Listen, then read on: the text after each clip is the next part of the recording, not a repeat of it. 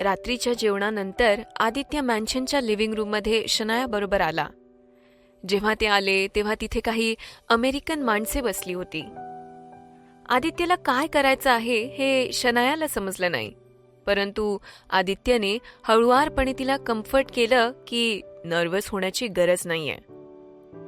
काही काळानंतर in-charge American माणसाने पुढे जाऊन आदित्यबरोबर गप्पा मारण्यास सुरुवात केली. त्यावेळी शनायाने त्यांचे कॉन्व्हर्सेशन ऐकले आणि शेवटी काय चाललं आहे ते तिला समजलं. आदित्यला तिच्या पायांचा इन्शुरन्स बाय करायचा होता. प्रसिद्ध लोकांच्या बॉडीतील पार्टचा इन्शुरन्स काढणं हे अनयुज्युअल नव्हतं, परंतु अटेन्शन क्रिएट करण्यासाठी हे बहुतेकांनी केलं होतं. म्हणून शनायाने क्विकली आदित्यला पकडलं. Aditya, don't overthink it. तुझ्या लेग्सला प्रोटेक्शनची आवश्यकता आहे, कारण ते मॉडेलिंगच्या स्टेजवर मी पाहिलेले सगळ्यात सुंदर पाय आहेत. बट शनाया अजूनही अनश्युअर होती. माझा ऐक. आदित्यने तिला व्हॅल्युअरकडे ढकललं. तू मला कधीच तुझ्यासाठी काहीही करू दिलं नाहीयेस. तुला इन्शुरन्स बाय करण्याचा अधिकारही मला नाकारणार आहेस का तू? शनाया रिफ्यूज करू शकली नाही.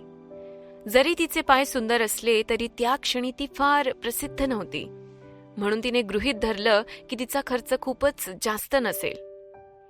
हे लक्षात घेऊन शनायाने रेजिस्ट करणं सोडलं आणि व्हॅल्युअरला त्याचं काम करू दिलं. पण व्हॅल्युअर कोट देणार त्याआधी आदित्य म्हणाला की फायनल एस्टिमेटेड व्हॅल्यू कितीही असो, मला इन्शुरन्सची अमाऊंट 10 टाइम्सनी वाढवायची आहे. जर तसं असेल तर इन्शुरन्सची अमाऊंट 100 दशलक्ष डॉलर्सपेक्षा जास्त असेल. एका बाजूला शांतपणे उभं राहून आनंद आणि रागिणी यांनी जे काही बघितलं ते बघून ती दोघं शॉक झाली. सगळ्यात महत्वाचं म्हणजे आदित्य अटेन्शन क्रिएट करण्यासाठी हे करत नव्हता. तो फक्त शनायाला गॅरंटी सिक्युअर करण्यात मदत करत होता. या इन्शुरन्सचा फायनल बेनिफॅक्टर शनाया असेल. आतापासून तिच्या पायांना काहीही झालं तर त्याची पर्वा नाही. ती इन्शुरन्सद्वारे प्रोटेक्ट केली जाईल. आदित्यने खरोखरच शनायाला स्पॉइल केलं होतं. शनाया संपूर्ण वेळ शांत होती. तिच्या मनात मिलियन थॉट्स चालू होते. पण आदित्यने आपला हात तिच्या खांद्यांवर ठेवला आणि म्हणाला, ही कॉम्प्लेक्स इंडस्ट्री किऑटिक आणि अनसेफ आहे. शार्क एंटरटेनमेंट अजून काही 10 किंवा 20 वर्षात सक्सेसफुल असेलच याची मी काही गॅरंटी देऊ शकत नाही. म्हणून मला ते सगळं करायचं आहे की मी तुला शांतता देऊ शकतो. तुझा पुढचा मार्ग प्रोटेक्टेड व्हावा अशी माझी इच्छा आहे. मग तू स्वतःसाठी पण एक खरेदी का करत नाहीस?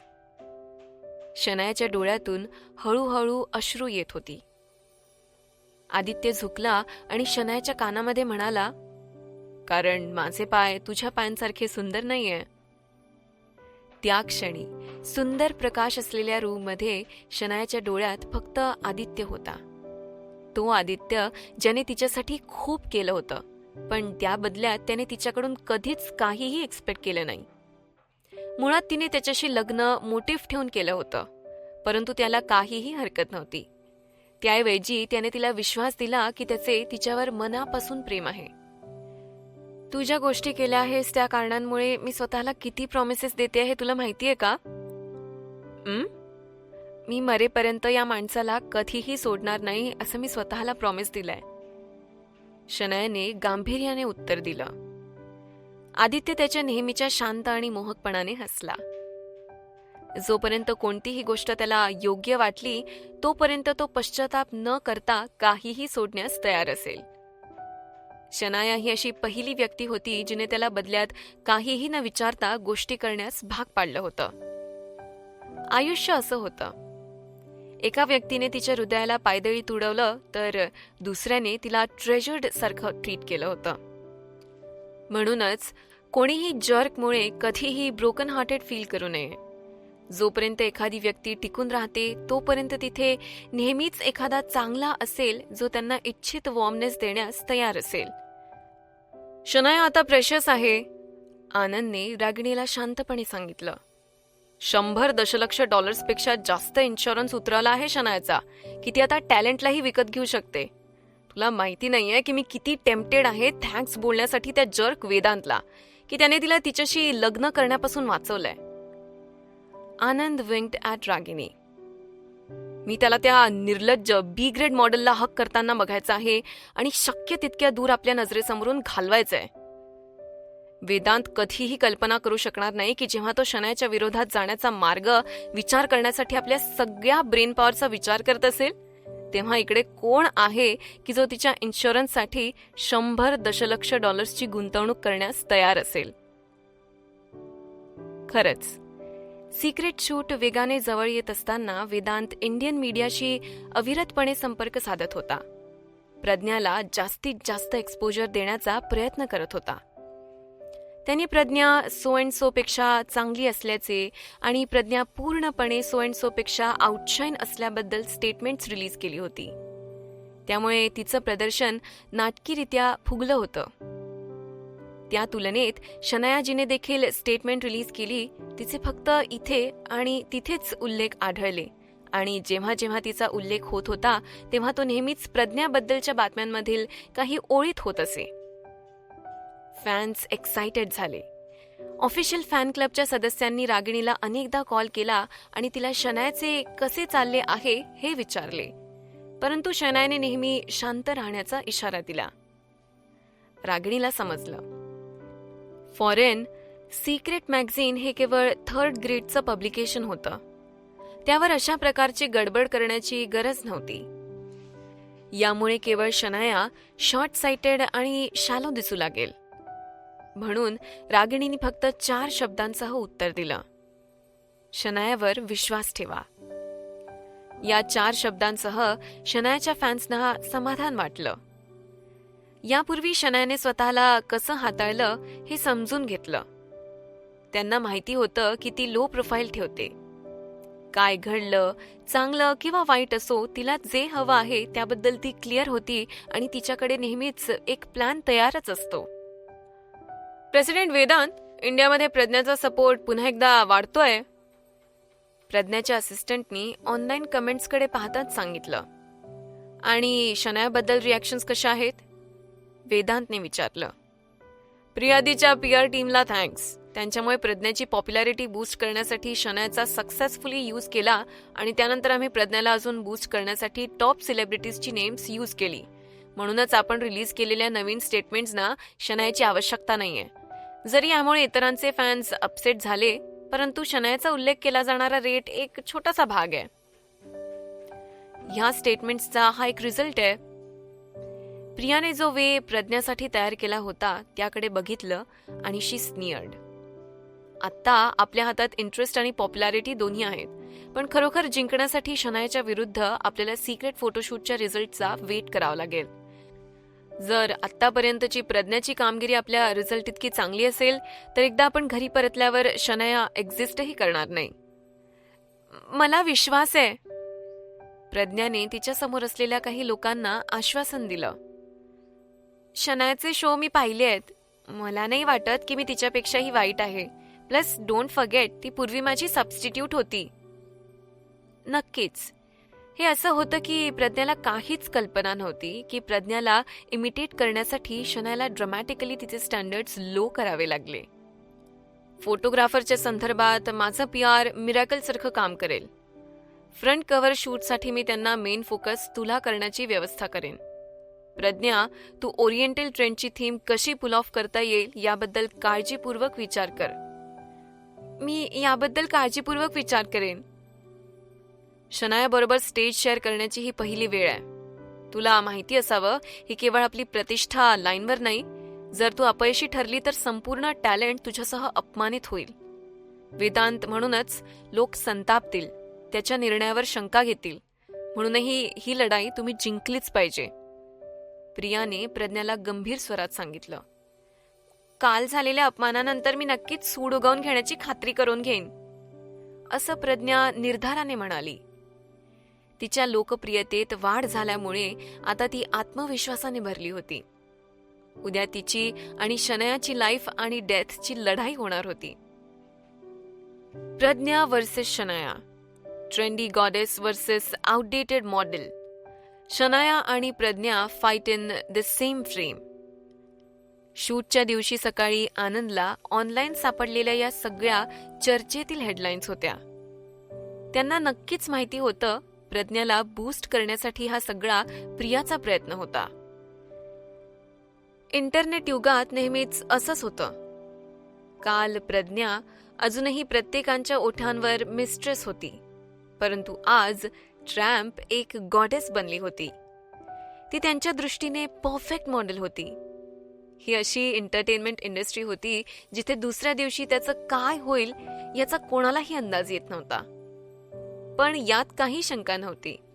टॅलेंटनी प्रज्ञामध्ये पूर्णपणे गुंतवणूक केली होती. मॅगझिनने शूट सुरू करण्यापूर्वी प्रज्ञाची टीम आधीच सिक्रेटच्या हेडक्वार्टर्सच्या एंट्रन्स जवळ आली होती. प्रज्ञाच्या दृष्टीने ह्या जर्कने त्याचे सगळे प्रयत्न केलेत. शूटिंगच्या अगोदर तुमच्या दोघींमध्ये एक इंटरव्ह्यू होईल असं मी ऐकलंय. आनंदने अनहॅपीली ऑनलाईन फोटोजकडे पाहिलं. त्याचबरोबर त्याने आपली चिंता सुद्धा व्यक्त केली. शनाया, तू खरोखरच काही करणार नाहीयेस का? प्रज्ञाकडे बघ, तिचे दिवसात 3 वेळा अपीअरन्सेस आहेत. तिच्या फॅन्सशी चॅट करते ती आणि तिला मदत करण्यासाठी तिच्याकडे एक टीम आहे. तिला इंटरनॅशनल सुपरस्टार सारखं ट्रीट केलं जातंय. ती सगळ्यात फेमस इंटरनॅशनल सुपर मॉडेल बरोबर आउटशाईन करते आहे. तिला सुपरस्टार सारखं ट्रीट करणं नॉर्मल आहे. सिक्रेटच्या मॅगझिनच्या प्रिव्हियस एडिशनचे पेजेस फ्लिप करत शनाया कारमध्ये बसली होती.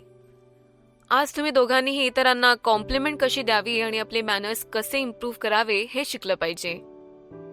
याबद्दल कॉम्प्लिमेंट करण्यासारखं काहीच नाहीये. शनायाच्या मनात काय आहे हे आनंदला समजलं नाही. दरम्यान रागिणीला कळलं होतं शनायाला काय म्हणायचंय. तिने वळून आनंदकडे पाहिलं आणि त्याला आठवण करून दिली. काल रात्री शनायाने जे सांगितलं ते विसरला आहात का? आनंदने शेवटी लक्षात येण्यापूर्वी क्षणभर विचार केला. अरे हो, लेट हर ओव्हर कॉन्फिडन्स किल हर. इंडस्ट्रीत वापरली जाणारी ही एक नॉर्मल ट्रिक होती. बऱ्याच मॅनेजमेंट एजन्सीजनी आपल्या कलाकारांना धडा शिकवण्यासाठी या पद्धतीचा वापर केला होता. विशेषतः ज्यांना थोडी प्रसिद्धी मिळाल्यानंतर अभिमान वाटला, ते त्यांना वरच्या बाजूला आणतील. त्यांना आणि इतरांना असा विश्वास वाटेल की ते जगाच्या शिखरावर आहेत, तर मग ते त्यांना आपल्या पर्चपासून खाली खेचून घेतील आणि त्यांना समजेल की ते जगातील एक लहान किडे होते, मुंग्यासारखे लहान. प्रज्ञाला इतक्या वाईट रीतीने जगाच्या वर जाण्याची इच्छा असल्याने त्यांनी तिला जाऊ दिलं. प्रियाने तिच्यासाठी आधीच पुरेसे शत्रू बनवले होते. अर्थात प्रियाने जे काही केलं ते प्रज्ञाला पटवून देण्याकरिता होतं. तिला टॅलेंटवर अवलंबून राहण्याशिवाय कोणताही पर्याय नव्हता. ती एक वॉर्निंग होती की ती एकदा फेमस झाली की तिने दुसरी कंपनी शोधण्याचा विचार करायचा नाही. प्रज्ञासाठी प्रिया दीक्षितने खरोखरच तिचे सगळे प्रयत्न केलेत. Too bad. प्रज्ञाची केपेबिलिटी प्रियाच्या अँबिशन्सला सपोर्ट देऊ शकत नाही. ती प्रज्ञाला सपोर्ट करत राहू शकते की नाही आपल्याला शूटनंतर ते पाहावं लागेल. शनाया नेहमीप्रमाणे शांत होती. जेव्हा ती आदित्यच्या आसपास नव्हती तेव्हा तिचे हे नॉर्मल एक्सप्रेशन्स होते. ती काय विचार करत होती हे कुणालाही सांगता आलं नाही. तिचं हास्य हा एक मुखवटा होता जो तिने जगातील सगळ्या चुकीच्या गोष्टींविरुद्ध लढण्यासाठी वापरला होता. काही काळानंतर ते सिक्रेट हेडक्वार्टर्समध्ये पोचले. शनायाला वेटिंग रूममध्ये एस्कॉर्ट केलं गेलं होतं जे मॅगझिनने तयार केलं होतं. अर्थातच ही रूम प्रज्ञाबरोबर शेअर केली जाणार होती. सिक्रेटच्या फॅशन स्टायलिस्टने तिच्या स्टनिंग पायांच्या पेअरचे कौतुक करताना शनायाच्या बॉडीचे मेजरमेंट्स घेतले. त्यानंतर तिने शनायाला ट्रेडिशनल इंडियन ड्रेस दिला. तुझ्या पर्सनॅलिटीमुळे मला असं वाटतं की तुला लाईट कलर्सचे ड्रेसेस सूट करतील. स्टायलिस्टच्या सजेशनला शनाया हसली. तिला काहीच कमेंट द्यायची नव्हती. कदाचित ते वेगवेगळ्या प्रोफेशनमधले असल्यामुळे एकसारखे विचार करत नव्हते. परंतु Anand couldn't help but cut in. आमची शनाया तुम्ही दिलेले कोणतेही ड्रेस हँडल करू शकते. ती पिकी नाहीये. यावेळी प्रज्ञा तिच्या असिस्टंटसह रूममध्ये आली. शनायाला आरशासमोर बसलेलं पाहून ती तिच्याकडे जोरात गेली. तिने शनायाच्या हातातील लिपस्टिक पकडली तेव्हा ती तिच्या चेहऱ्यावर गर्व व्यक्त करत होती. कारण तुला सबस्टिट्यूट असल्याची सवय झालीये, जिला क्लोदिंगची चॉईस नाही म्हणून तू विसरली असेल पिकी कसं असायचं ते. हे बोलल्यानंतर प्रज्ञा कपड्यांच्या रॅककडे गेली. कपड्यांचे काही पीसेसकडे तिने पॉइंट केलं आणि तिने डिझायनरला फेस केलं आणि म्हणाली, मला या सगळ्यांना ट्राय करायचं आहे. वस्तुतः निवडण्यात प्रज्ञा खरोखरच चांगली होती, कारण तिला हे माहीत होतं की तिच्या बॉडीला काय कॉम्प्लिमेंट करत होतं. तरी सुद्धा शनायाला ड्रेस कसे निवडायचे हे माहीत नव्हतं, कारण तिला वाटलं की तिने कोणतेही कपडे हँडल करण्यास केपेबल असावं. ती इथे तेच प्रेझेंट करण्यासाठी आली होती. जगातील फॅशन शो एका स्पेसिफिक मॉडेलला सूट करण्यासाठी डिझाईन केलेला नव्हता आणि शो करण्यापूर्वी ड्रेस मॉडेलला सूट होत आहे की नाही हे चेक करण्यासाठी टाइम नसणं नॉर्मल होतं. म्हणून ते जे काही वेअर करतात ते प्रेझेंट करतात. हे त्यांना शोभेल की नाही यांनी काहीही फरक पडत नाही. या अंडरस्टँडिंगमुळे शनायाकडे सगळे प्रकारचे कपडे सादर करण्याचा स्वतःचा एक वेगळा वे होता. आमची प्रज्ञा काही जुनी मॉडेल नाहीये. या प्रोफेशनमध्ये कपडे नीट घालणं हा एक सिरियस मॅटर आहे. तू याबद्दल इतकं कॅज्युअल कसं असू शकतेस? प्रज्ञाचा असिस्टंट बोलला. मिस्ट्रेसने काय वेअर केलं हे न घालण्यासारखं नाही का? पुरुषांच्या नजरेत तू काय वेअर केलं तरी तू नेकेडच आहेस. काय छान वेअर करावं यात काय अर्थ आहे? तू प्रज्ञा, रागावू नकोस.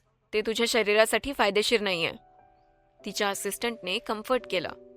इंटरव्ह्यू सुरू होणार आहे, चल बाहेर जाऊन तयार होऊया. शनायाने रागिणी आणि आनंद यांच्याकडे वळून बघितलं आणि म्हणाली, आपणही जायला हवं. इंटरव्ह्यू सकाळी 9 वाजता होता. सध्याची वेळ सकाळी 8:40 होती. हा प्रोग्राम ऑनलाईन लाईव्ह स्ट्रीम होणार होता, म्हणून वेदांतने त्यांना आठवण करून देण्यासाठी दोघींनाही बाजूला घेतलं. अशा प्रकारच्या परिस्थितीत तुम्ही बोलण्याआधी चांगला विचार करा. मला खात्री आहे की तुम्हाला काय बोलावं आणि काय बोलू नये हे चांगलंच माहिती आहे. विशेषतः तू शनाया, स्वतःला कंट्रोल कर. हे लाईव्ह ब्रॉडकास्ट केलं जाईल. जर तू काही नकारात्मक चर्चा सुरू केली तर आम्ही त्याचे परिणाम हाताळू शकणार नाही आणि ते आपल्यासाठी कसं फायदेशीर ठरेल हे मला दिसत नाही. स्टेज शेअर करण्याच्या विषयाबद्दल तुम्ही दोघी चांगले उत्तर तयार करा आणि मॅगझिनच्या फ्रंट कव्हरवर फोकस करा. वेदांत, काळजी करू नकोस. कुणाचा वाईट मोटिव्ह आहे याची मला खात्री नाही. प्रज्ञाने तिने वेदांतच्या सभोवती हात फिरवताना सांगितलं. मी माझे बेस्ट प्रयत्न करेन, शनायाने शांतपणे उत्तर दिलं. पण नुकत्याच घडलेल्या घटनांनंतर शनायाची शांतता पाहून वेदांत थोडा घाबरला. तिने जितके जास्त इमोशन्स लपवल्या तितक्या स्कीम्स तिच्याकडे होत्या. त्याला खरोखर हे जाणून घ्यायचं होतं की या क्षणी शनाया खरोखरच काय विचार करते ते. वेदांत, चल आत जाऊया. प्रज्ञाने आपला हात हलवला. ती वेदांतला शनायाकडे पाहताना बघू शकली नाही. वेदांतने शनायाला वॉर्निंगचा एक लुक दिला. जर शनायाने आज बिहेव केलं तर इन फ्युचर जेव्हा प्रज्ञा कमबॅक करेल तर तो तिला संधी देण्याचा विचार करेल. त्या तिघांनीही इंटरव्ह्यू रूममध्ये प्रवेश केला, परंतु आत असलेल्या जागांवर फक्त शनाया आणि प्रज्ञा बसले. वेदांत रिपोर्टर्स समोर शांतपणे उभा राहिला. जर शनायाने काही फ्लॉज निर्माण केल्या तर जिथून तो उभा होता तिथून तो पटकन उडी मारून सिच्युएशनला कंट्रोलमध्ये ठेवू शकतो. परंतु आज शनाया तिच्या अपेक्षेप्रमाणे तिचे कार्ड खेळणार नव्हती. पुढील एपिसोडसाठी आत्ताच आपल्या पॉकेट FM मराठी चॅनलला सबस्क्राईब करा आणि बेल आयकॉनवर क्लिक करून नवीन व्हिडिओजचं नोटिफिकेशन सर्वात आधी मिळवा. आणि जर तुम्हाला सर्व शोजचे एपिसोड्स आत्ताच ऐकायचे असतील तर आत्ताच डाउनलोड करा आपला पॉकेट FM ॲप आणि एन्जॉय करा नवनवीन शोज.